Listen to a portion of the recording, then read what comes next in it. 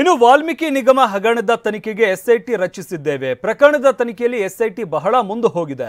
ಇನ್ನು ಟಿವಿ9 super exclusive ಸಂದರ್ಶನದಲ್ಲಿ CM ಈ ವಿಚಾರಕ್ಕೆ ಸಂಬಂಧಪಟ್ಟಂತೆ ಹೇಳಿಕೆ ನೀಡಿದ್ದಾರೆ. ಹಂಚಿಕೆಯಾದ 30 ಕೋಟಿಗೂ ಅಧಿಕ ಹಣ ವಶ ಪಡೆದುಕೊಂಡಿದ್ದೇವೆ. ಇನ್ನು ಎಸ್ಐಟಿ ಅವರು ಸಮರ್ಥವಾಗಿ ತನಿಖೆಯನ್ನು ನಡೆಸ್ತಾ ಇದ್ದಾರೆ ಅಂತ ಹೇಳಿದ್ದಾರೆ. ಹಾಗಾದ್ರೆ ಏನು ಹೇಳಿದ್ದಾರೆ ಸಿಎಂ ಕೇಳೋಣ ಬನ್ನಿ. ನಾಗೇಂದ್ರ ಅವರ ಒಂದು ಅರೆಸ್ಟ್ ಆಯಿತು.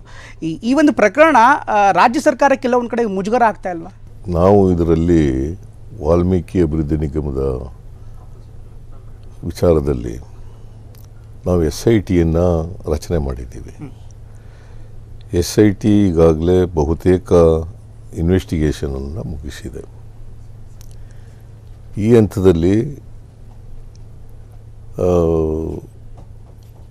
ಡೈರೆಕ್ಟರ್ ಆಫ್ ED ಎನ್ಫೋರ್ಸ್ಮೆಂಟ್ ಡಿಪಾರ್ಟ್ಮೆಂಟ್ನವರು ಅವರು ಕೂಡ ವಿಚಾರಣೆ ಮಾಡ್ತಾ ಇದ್ದಾರೆ. ನಿನ್ನೆ ಮೊನ್ನೆ 2 ದಿನ ಅವರ ರೈಡ್ ಮಾಡಿದರು ಅವ್ರ ಮನೆಗಳನ್ನು. ಬಟ್ ED ಅವರು ಅವರು ಕೂಡ ಎಂಕ್ವೈರಿ ಮಾಡ್ತಾ ಇದ್ದಾರೆ. ಬಟ್ SIT ಅವರು ಭಾಳ ಮುಂದೆ ಹೋಗಿದ್ದಾರೆ ಈಗಾಗಲೇ ಇನ್ವೆಸ್ಟಿಗೇಷನಲ್ಲಿ. ಇದು ಗೊತ್ತಾದ ತಕ್ಷಣವೇ ನಾನು SITನ ಇಮ್ಮಿಡಿಯೇಟಾಗಿ ರಚನೆ ಮಾಡಿದ್ದೀವಿ. SIT ಬಹುತೇಕವಾಗಿ ಈಗಾಗಲೇ ದುಡ್ಡನ್ನು ಕೂಡ ಅದು ಅನೇಕ ಜನರ ಹತ್ರ ಹಂಚಿಕೆ ಆಗಿತ್ತಲ್ಲ, ಆ ದುಡ್ಡನ್ನು ಕೂಡ ಸುಮಾರು 30 ಕೋಟಿಗೂ ಹೆಚ್ಚು ರೂಪಾಯಿಗಳನ್ನು ವಶಪಡಿಸ್ಕೊಂಡಿದ್ದಾರೆ. ಅದು ವಿಚಾರಣೆ ನಡೀತಾ ಇದೆ.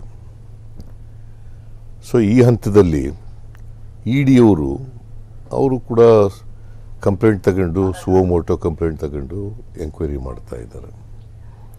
ನನ್ನ ಪ್ರಕಾರ ಈ SIT ಅವರು ಈಗಾಗಲೇ ಭಾಳ ದೂರ ಹೋಗಿರೋದ್ರಿಂದ ಅವರು ತನಿಖೆಯನ್ನು ಸಮರ್ಥವಾಗಿ ನಡೆಸ್ತಾ ಇದ್ದಾರೆ. ED ಅವರು ಏನು ಮಾಡ್ತಾರೆ ಗೊತ್ತಿಲ್ಲ ನನಗೆ, ಐ ಡೋಂಟ್ ನೋ. ಇಲ್ಲಿ ಒಂದು ಅಬ್ಸರ್ವೇಷನ್ ಇದೆ. ನಿನ್ನೆ ತಾನೇ ಉಪಮುಖ್ಯಮಂತ್ರಿ DK ಶಿವಕುಮಾರ್ ಹೇಳಿದ್ರು, ED ಯಾಕೆ ಬಂತು ಅಂತ ಗೊತ್ತಾಗ್ತಾ ಇಲ್ಲ, ಇಲ್ಲಿ SIT ತನಿಖೆ ಮಾಡ್ತಾ ಇರುವಂಥ ಸಂದರ್ಭದಲ್ಲಿ ED ಬಂದಿರುವಂಥದ್ದು ಸಾಕಷ್ಟು ಪ್ರಶ್ನೆಗಳಿಗೆ ಕಾರಣವಾಗ್ತಿದೆ ಅಂತ. ನೀವು ಕೂಡ ಇದೇ ಲೈನನ್ನು ಇದೇ ಮಾತಿಗೆ ಸಹಮತ ವ್ಯಕ್ತಪಡಿಸ್ತಾರ? ED ಎಂಟ್ರಿ ಆಗಿರೋ ಬಗ್ಗೆ ಪ್ರಶ್ನೆ ಇದೆಯಾ ನಿಮಗೂ?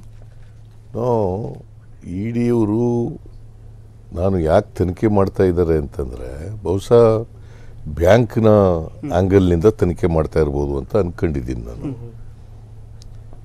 ಮತ್ತು CBIನವರು ಕೂಡ ತನಿಖೆ ಮಾಡ್ತಾ ಇದ್ದಾರೆ. ಯಾಕಂದರೆ ಬ್ಯಾಂಕ್ನವರು ಒಂದು ದೂರು ಕೊಟ್ಟಿದ್ದಾರೆ, ಅದರ ಮೇಲೆ ಮಾಡ್ತಾ ಇದ್ದಾರೆ. ED ಅವರು ಕೂಡ ಮಾಡ್ತಾ ಇದ್ದಾರೆ. ಈಗಾಗಲೇ ನಾವು